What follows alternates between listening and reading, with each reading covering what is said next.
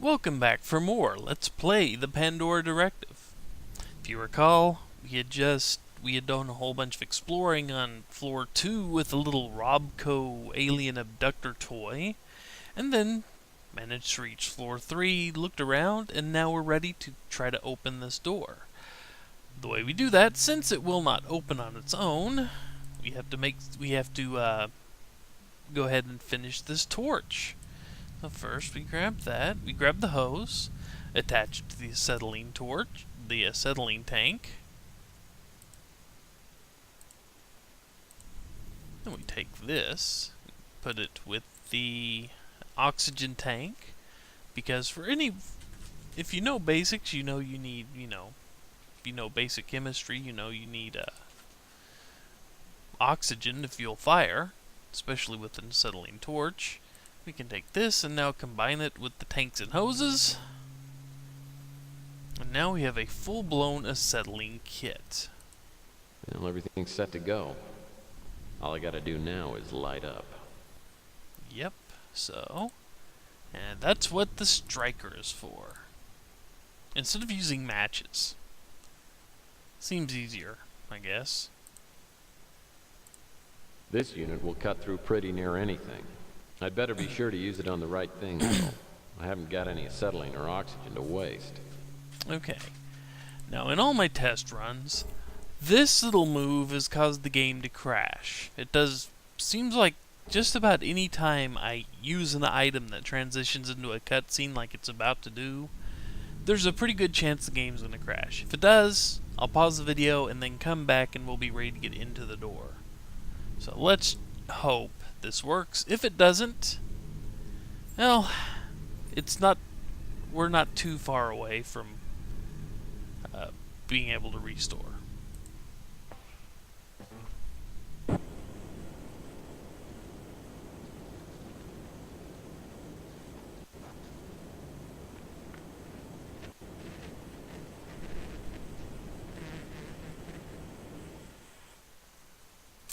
Yeah, the game crashed again.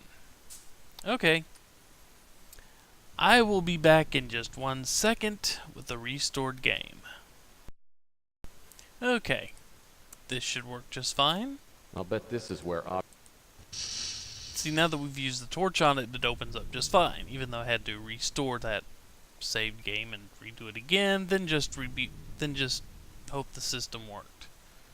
And now that we are actually in this room, there isn't a lot to look at. There is something to do, however, in the form of a puzzle.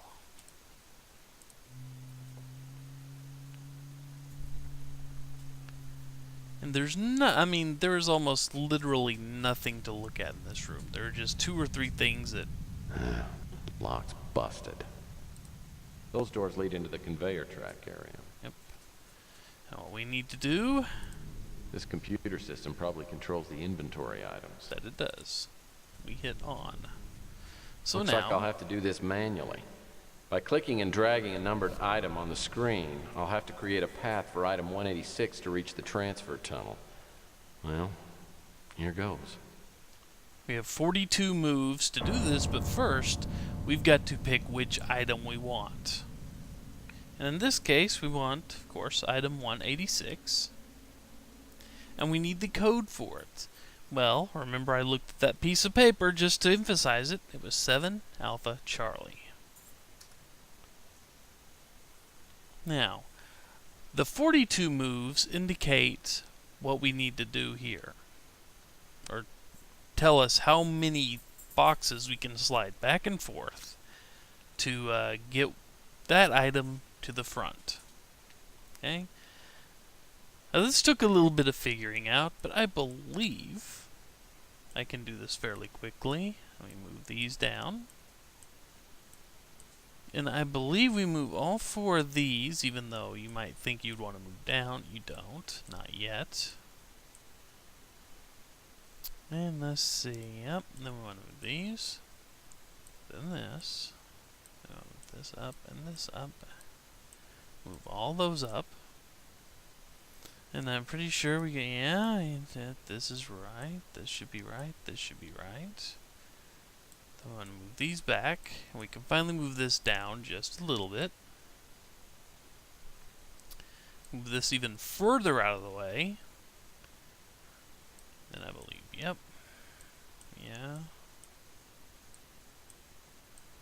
Move these up. Move these over. Then we can move this down again. Always fun. And yeah, we want to go backwards here. Clear out this path. 1, 2, 3, 4, 5. Exactly 42 Well, it seemed to do the moves. trick. Now I just got to find out where the power cell ended up. It didn't move away too far. Where? No, come on. Blocked by the freaking wall. Oh man, the door bolt mechanism's stuck. Well, that's what our inventory is for. Specifically, this. Those doors lead into the conveyor track area. I don't know what this is, but it's gotta be what Malloy wanted. Well, this is definitely the object shown on the slide.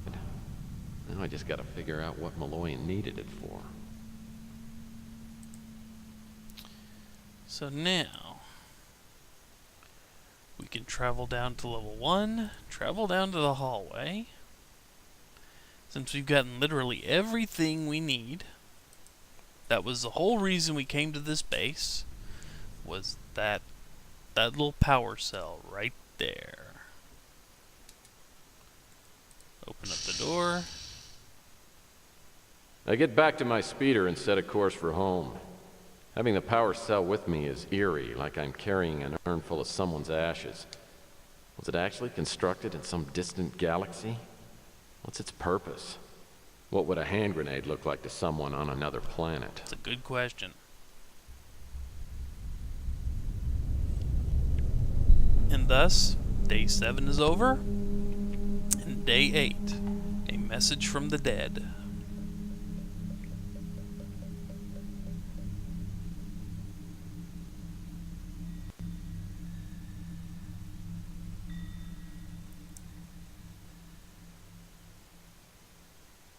I unlock the door to my office 4 hours later, stumble into the bedroom, and hit the bed face first. After a long nap, I lift my mashed face from the mattress and push my aching body up from the bed. Like it or not, there's still a lot of work to do. My first priority is to break the code on Malloy's disk. I have the feeling the contents will give me a few answers.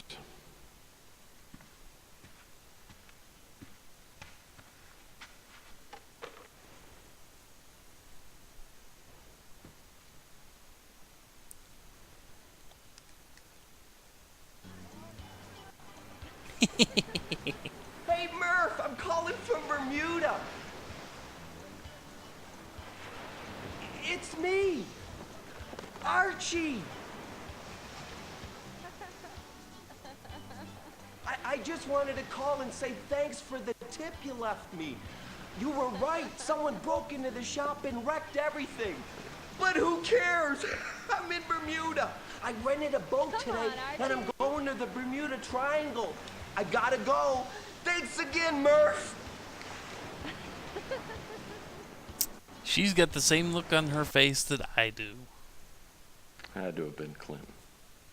Now, she was an alien. That's not nice. Well, I'm glad Archie's safe and sound. If only the rest of us were so lucky.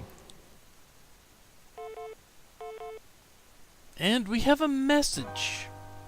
Before we actually begin the important stuff for day 8, let's go ahead and take care of this. Murphy, I've got the printout of your anagrams. Give me a call. So let's do that.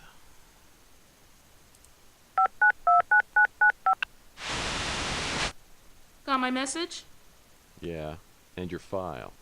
I don't think you know how much you were asking from me. Sure I do. I just got a lot of faith in you. So you ready to trade? Uh-huh. Can you fax the printout of the anagrams over here to my office? No problem. But I prefer that you not fax the file here. I'd rather have the real thing. If you can hang around your office for a bit, I'll send the express courier over and pick it up. All right, but make it snappy. I don't want to hold on to this any longer than I have to.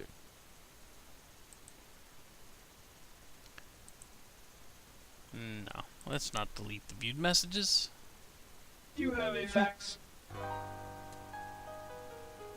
You have a fax. Ah, creepy Vax. Luckily, Purnell only included the anagram combinations that were made up completely of actual words. After looking through the list, only one anagram jumps out at me. Merge the 4 rare cases to see maps. Maybe there's a password somewhere in there. Maybe there is indeed. But I think that now that day 8 is about to begin in proper, I think this is as good a stopping point as any. So, if I recall correctly, up so far, when I could, I've been including the differences between the good techs and the evil techs, so to speak. Well, with day 7, there's not a whole lot different. I mean, you get the bit at the end of day 6 that I showed you where Archie gets killed. But day 7 itself doesn't contain a whole lot different. If I'm not mistaken, there's one really quick clip at the very end when he's talking about flopping down on the bed and where, you know, he collapses and all that. I think that text is a little bit different.